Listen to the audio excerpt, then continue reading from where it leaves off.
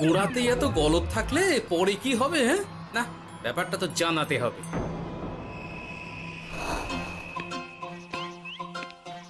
এই তো মহারাজের প্রিয় গোপালও চলে এসেছে।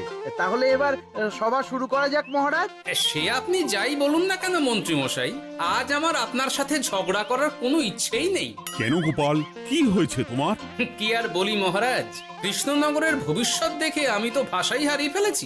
বলো কি, কৃষ্ণনগরের ভবিষ্যৎ? তা শুনি শুনি, খুব ভালো কিছু নিশ্চয়ই। এতে আর শোনার কি আছে মহারাজ, অবশ্যই ভালো হবে। সে কথা তো আমি একবারও বলিনি মন্ত্রী মশাই। আহা গোপাল, গণিতা না করে বলি ফেলো না দেখি, কি এমন দেখেছো কৃষ্ণনগরের ভবিষ্যৎ? তাহলে শুনুন, কৃষ্ণনগরের ভবিষ্যৎ ঘোর অন্ধকারে, মোটেই ভালো নয়। হ্যাঁ, বলো কি? কৃষ্ণনগরের ভবিষ্যৎ বলতে আমি ছোট ছোট ছেলে মেয়েদের কথাই বলছি। ওরাই তো আমাদের কৃষ্ণনগরের ভবিষ্যৎ। ঠিক কথা, কিন্তু তার সাথে অন্ধকারের কি সম্পর্ক? সম্পর্ক আছে মহারাজ। আজ সকালে রাজসভায় আসার পথে দেখি পাঠশালায় বাচ্চাদের পড়াশোনা বাদে সবই হচ্ছে। তা এরকম চলতে থাকলে কি করে রাজ্যের ভালো হবে বলুন দেখি? না হওয়ারই বা কি আছে শুনি? পড়াশোনার সাথে রাজ্যের ভালো খারাপের কি আছে? সত্যি, মন্ত্রী হয়েও যে আপনি এসব কথা বলেন ভাবলেও অবাক লাগে। গোপাল, মুখ সামলে কথা বলো। আপনিও তাহলে আগে বুঝুন, তারপর কথা বলুন। উফ, আবার শুরু হয়ে গেলে তোমরা। ক্ষমা করবেন মহারাজ, কিন্তু আমি তো কিছু শুরু করিনি। মন্ত্রী মশাই তো না বুঝে কথা বলছেন। আপনি বলুন মহারাজ, বাচ্চারাই তো সমাজের ভবিষ্যৎ। হ্যাঁ, ওরা এখন যা শিখবে সেটাই তো পরে কাজে লাগাবে। ঠিক ঠিক, শিক্ষার গুরুত্ব অনেক, তাকে এত অবহেলা করলে তো চলবে না। সেটাই তো মহারাজ, একে তো সকলে পাঠশালায় আসে না, তার উপর যে কয়জন আসে তাদের মধ্যেও কেউ খেলে বেড়ায়, কেউ ঘুরে বেড়ায়, এসব হয়। বুঝলাম, কিন্তু রাজপণ্ডিত কিছু বলে না। কি করে বলবেন মহারাজ, উনি তো নিজেই ঘুমে ঢুলতে থাকেন। কি? আমি কালই রাজপণ্ডিতের সাথে এই ব্যাপারে কথা বলবো। কিন্তু শুধু রাজপণ্ডিতের সাথে কথা বললেই হবে না মহারাজ, তার সাথে এমন কিছু করতে হবে যাতে ছেলেপুলেরা রোজ পাঠশালায় খুশি মনে এসে পড়াশোনা করে। তার জন্য কি করা যায় বলো তো? আর তোমার কাছে কি কোনো উপায় আছে? থাকলে তো আগেই বলে দিত, এত সময় ধরে অভিযোগ করে যেত নাকি? আচ্ছা, আপনার কাছে কি কোনো উপায় আছে মন্ত্রী মশাই? মানে এখন নেই, ভাবতে হবে। তাহলে একটু চুপ করে থাকুন। ছাড়ো না গোপাল, তুমি বলো। আমি বলছিলাম, ওই বাচ্চাদের পাঠশালার প্রতি আগ্রহ আনার জন্য যদি একবেলা ভাত, ডাল, দুধ, ডিম ইত্যাদি খাওয়ানো যায় তাহলে সেটা কার্যকর হবে বলে মনে হয়। অসম্ভব, রাজ্যের কত খরচ বেড়ে যাবে জানো? তুমি থামো তো মন্ত্রী, সব সময় খালি উল্টো কথা বলা। আমি একদম একমত গোপালের সাথে। কৃষ্ণনগরের উন্নতির জন্য আমি সব করতে রাজি।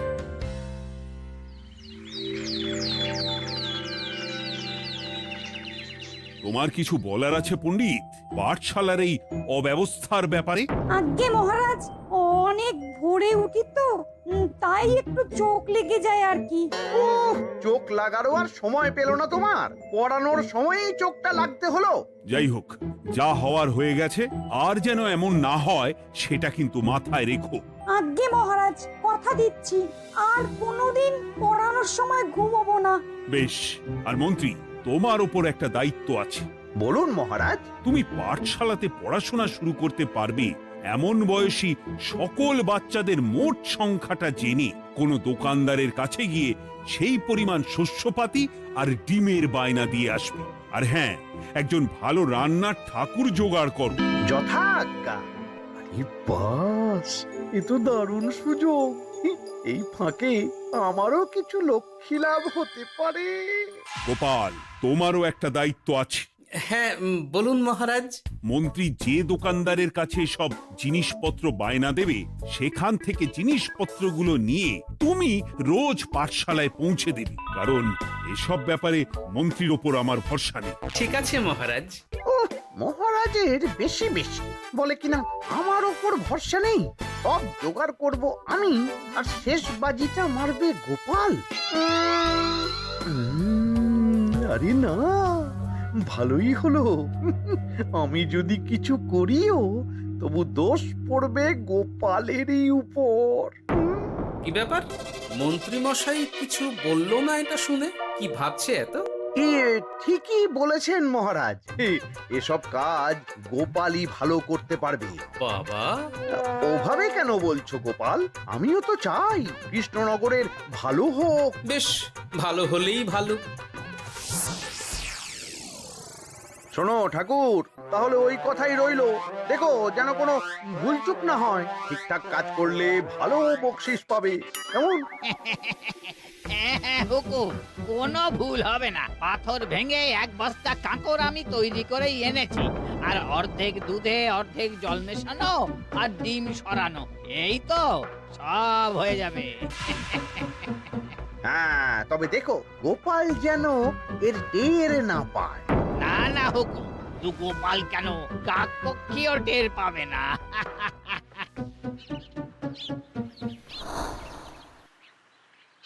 যাক বাবা, এবার শুধু জিনিসের দামটা মহারাজকে বাড়িয়ে বললেই কাজ হাসিল। এদিকে অতিরিক্ত মূল্যটাও আমার হবে, আর বাকি জিনিসগুলো বিক্রি করার পর সেই দামও আমারই হবে।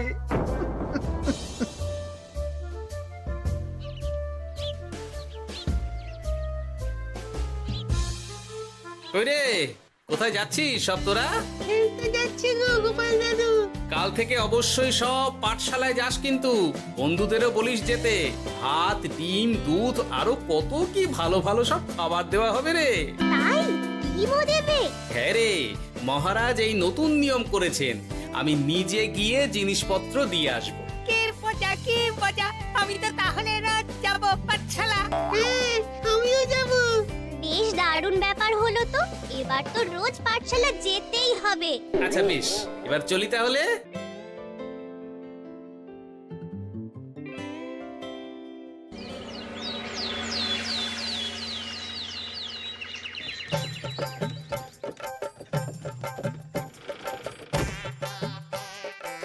এই নাও গো ঠাকুর, সব জিনিস নিয়ে চলে এসেছি।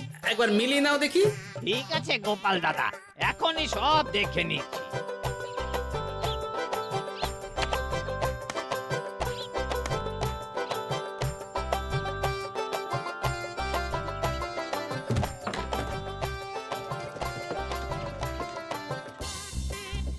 যাক বাবা, গোপাল দাদা গেছে। এবার মন্ত্রী মশাইয়ের কথা মতো সব করলেই কেল্লা ফতে।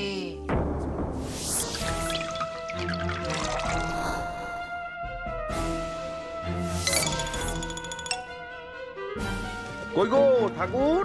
এই তো হুকুম, আপনার কথা মতো সব কাজ হয়ে গেছে। ওই দেখুন, ওখানে জিনিসগুলো রাখা আছে, আপনি নিয়ে যেতে পারেন। বাবা বাবা, খুব ভালো, খুব ভালো।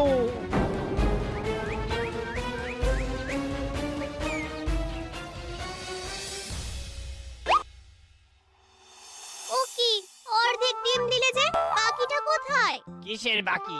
ডিমটা অমনি দেখতে। বললেই হলো, ডিম কখনো অর্ধেক হয়? বাকিটা কোথায় বলো, নইলে কিন্তু। আরে বাবা, তুমি ডিম খেতে খুব ভালোবাসো বুঝি? হ্যাঁ তো। তাহলে এটা জানো না যে অর্ধেক ডিমের দ্বিগুণ শক্তি হয়? সত্যি? হ্যাঁ, তা নয় তো কি মিথ্যে? ওই জন্যই তো আমি তোমাদের সকলকে অর্ধেক ডিম দিই। আরে বাস, এটা তো আমরা কেউই জানতাম না। ঠিক আছে, আমি আমার সকল বন্ধুকে এটা জানাবো। যাক বাবা, বিশ্বাস করলো তবে, নইলে আর একটু হলেই ধরা পড়ে যেতাম।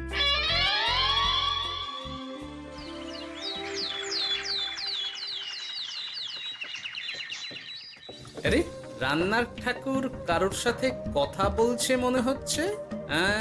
পেছন থেকে দেখে তো মন্ত্রী মশাই বলে মনে হচ্ছে। একটু কাছে গিয়ে দেখি তো কি ব্যাপার।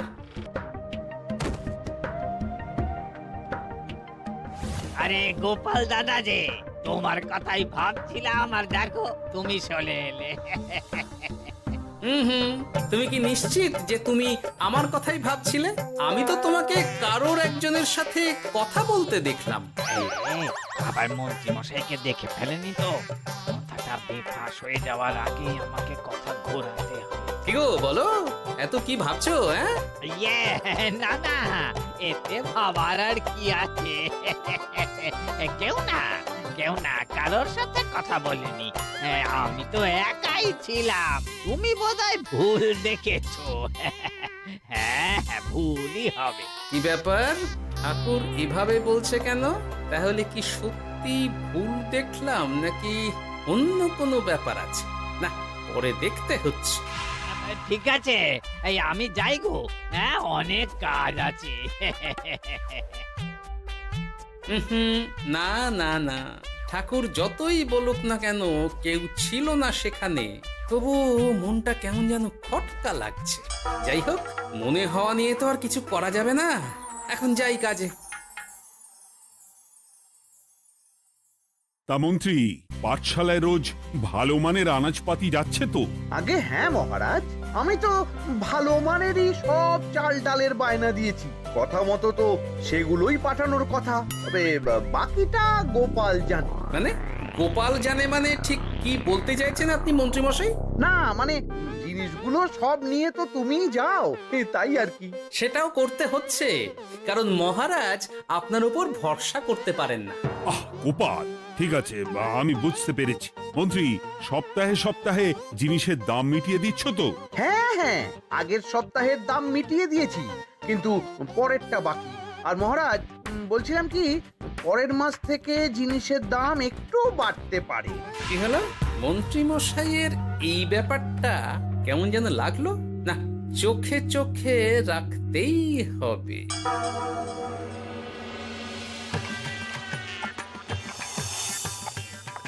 কিরে বুটি, তুই অর্ধেক ডিম খেয়ে বাকি অতটা রেখে দিলি কেন? রান্নাটা ভালো হয়নি বুঝি? না গো দিদা, খুব ভালো হয়েছে। আমি তো আসলে এখন এমনই খাচ্ছি। শিখিরি, কেন রে পুটি, তোর তো ডিম খুব প্রিয় ছিল রে। এখনো ভালো লাগে। তাহলে পুরো ডিম খাচ্ছিস না কেন? এ বাবা, তুমিও জানো না, অর্ধেক ডিমের শক্তি গোটা ডিমের থেকে বেশি, মানে দ্বিগুণ শক্তি। কি বলে কি গো? এই তোকে এমন কথা কে বলেছে রে? ওমা, কেন? পাঠশালার রান্নার ঠাকুর আমাদের তো রোজ অর্ধেক ডিমই দেয়, ওই জন্য আমি একদিন জিজ্ঞেস করেছিলাম, তখন বলল অর্ধেক ডিমের দ্বিগুণ শক্তি হয়। বলিস কি রে, এতদিন ধরে এসব চলছে? না, মহারাজকে জানাতে হবে।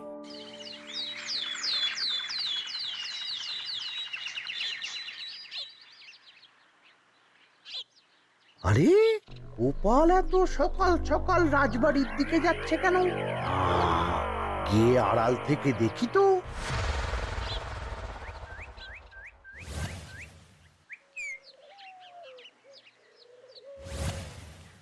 বলো গোপাল, কি হয়েছে?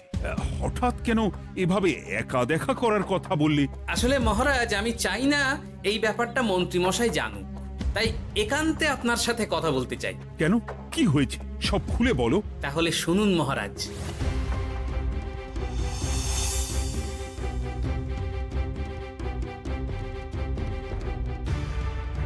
কি সাংঘাতিক ব্যাপার! আমি এখনই ওই রান্নার ঠাকুরকে কারাগারে বন্দি করার আদেশ দিচ্ছি। না না মহারাজ, সেটা ভুলেও করতে যাবেন না। আমার এই পুরো ব্যাপারটাতেই সন্দেহ আছে। পুরো পরিকল্পনার পেছনে মনে হচ্ছে অন্য কেউ আছে মহারাজ। তুমি ঠিক কার কথা বলতে চাইছো? প্রমাণ ছাড়া তো আমি কারো নাম বলতে পারবো না মহারাজ। এই রে, গোপাল বোধহয় সবটা বুঝতে পেরেছে। এবার কি করে নিজেকে বাঁচাই? কি করি কি করি কি করি? পেয়েছি। শোনো ঠাকুর, এখন কিন্তু মহারাজ সবটা জেনে গেছে, তাই দেখো যাই হয়ে যাক না কেন আমার নামটা যেন না আসে, নইলে কিন্তু তোমাকেই রাজ্য ছাড়া হতে হবে। না না হুকুম, দয়া করে এ কাজ করবেন না। আমি মরে গেলেও আপনার নাম নেব না। মাথায় থাকে যেন। বলো বলো, তুমি কেন এমন করেছো? আগে আগে আমি নিজে থেকে এসব করিনি মহারাজ। আমাকে এসব করার জন্য বাধ্য করা হয়েছে। কে তোমাকে সব করতে বলেছে? আগে গোপাল দাদা। কি মিথ্যে কথা। বেশ হয়েছে, এবার ঠেলা বুঝুক গোপাল। দেখলেন মহারাজ, খুব ভরসা করতেন না আপনি গোপালের ওপর? ভাবা যায় তলে তলে এই। মহারাজ, আমি সত্যিই সবকিছু করিনি। আমি যদি এটাতে যুক্ত হতাম তাহলে কি আপনাকে নিজে থেকে এসব জানাতাম? দেখো গোপাল, এখন এসব কথা বলে কোনো লাভ নেই। সবাই জানে তোমার মাথায় কত বুদ্ধি। তুমি ইচ্ছা করে আগে গন্ডগোল করে তারপর সেটা ঢাকতে নিজে থেকে সব বলছো। গোপাল, তুমি সত্যি করেছো কি করনি সেটা কিন্তু তোমাকেই প্রমাণ করতে হবে। এটা যেমন সত্যি যে এসব যে ঘটছে সেটা তুমি আমায় জানিয়েছো প্রথম, তেমনি এটাও সত্যি যে প্রতিদিনের শস্যের বস্তা তুমি নিয়ে যাও পাঠশালায়, তাই তোমাকেও যে সন্দেহের তালিকা থেকে বাদ দেওয়া যাবে না। বেশ, তাহলে আমি প্রমাণ জোগাড় করেই তবে এই রাজসভায় পা দেব।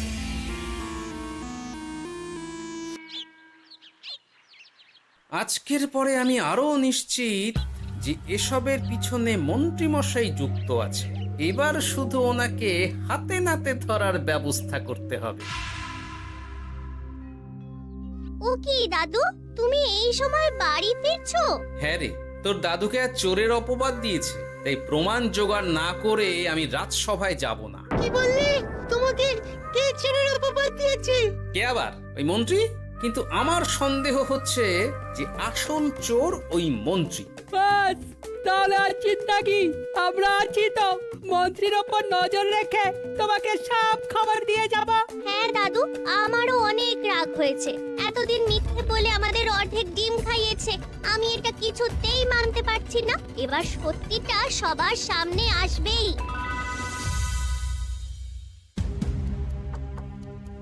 নাও নাও, আজকে চাল ডাল সব এই বস্তাতে আছে। এই নিন আজকের মূল্য। দেখো, অর্থটা কিন্তু বড় কথা নয়। তোমার যে রোজ বিক্রি বাট্টা বেড়ে গেছে, আর তার জন্যই তোমার তো আমাকে মিষ্টি খাওয়ানো উচিত। একদম, আমি কালই আপনাকে মিষ্টি খাওয়াবো, একদম পাকা কথা। তাহলে আজ চলি, কাল দেখা হবে। দেখলি মন্ত্রী মশাই কি বদমাইশ। চল এখনই গিয়ে গোপাল দাদুকে সব বলি।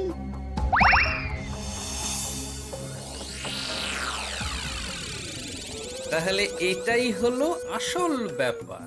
খাওয়াচ্ছি ওকে মিষ্টি। হ্যাঁ গোপাল দাদু, একেবারে আচ্ছা করে দাওয়াই দিও। আচ্ছা শোন, আমার মাথায় একটা বুদ্ধি এসেছে বুঝলি। কাল তোরা ওই পাশের গ্রামের দোকানদারকে কিছু একটা করে আটকে রাখবি, আর আমি সেই সুযোগে মন্ত্রীর সাথে দেখা করব। আচ্ছা, তুমি কোনো চিন্তা করো না। ঠিক আছে, তোরা এখন যা, আমিও একবার মহারাজের সাথে দেখা করে আসি।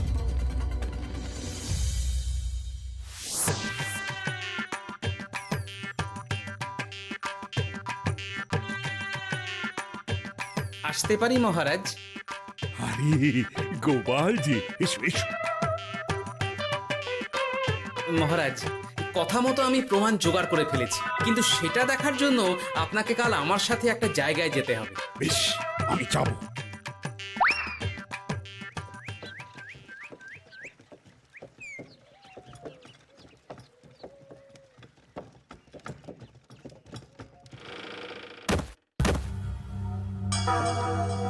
এই কি, তুমি কে? আগে আমি মালিকের খুব বিশ্বস্ত কর্মচারী। আজ সকালে মালিক একটা অন্য কাজে ব্যস্ত হয়ে পড়েছে, তাই আমাকে পাঠালো। কিন্তু কথা মতো আপনার জন্য মিষ্টি পাঠিয়েছে। এই তাই নাকি? দাও দাও দাও দাও, শুনেছি তোমাদের গ্রামের মিষ্টিও নাকি খুব ভালো। হ্যাঁ, ওই আর কি। নিন।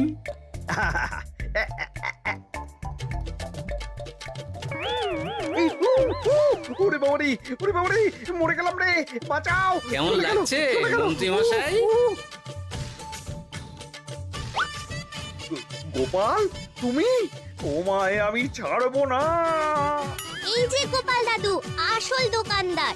এই, আসল দোকানদার?